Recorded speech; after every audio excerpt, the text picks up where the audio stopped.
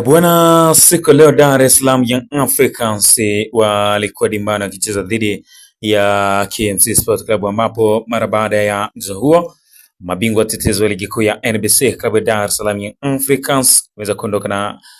alama tatu muhimu mbele ya KMC baada ya kuweza kupata ushindi wa bao 1-0, bao ambalo liliweza kuwekwa kambani na nyota wa kimataifa wa Uganda Alan Okello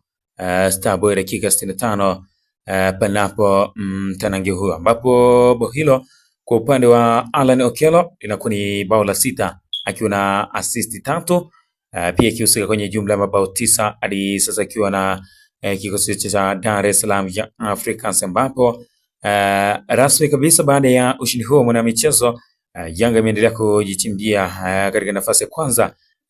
panapo msimamo wa ligi kuu kandanda soka Tanzania bara ikiwa imefikisha alama 51 ikiwa imecheza michezo 21 wakishinda mechi 16 na kutoa sare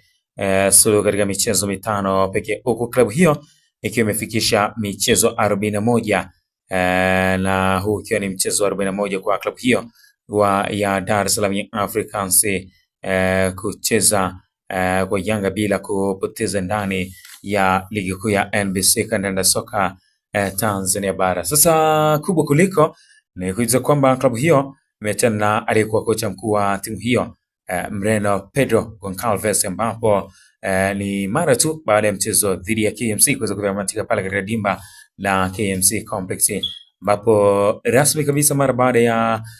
Yanga kufanya maamuzi hayo, hivi sasa timu hiyo ilikuwa chini ya kocha Abdi Hamid Molim pamoja na kocha Patrick Mabedi hadi mwishoni mwa msimu huu wa 2025-2026. Kwa hivyo mambo ndivyo jinsi yalivyo mwana michezo. So kulike, so comment, lakini pia kushare kutokana na habari mbalimbali ambazo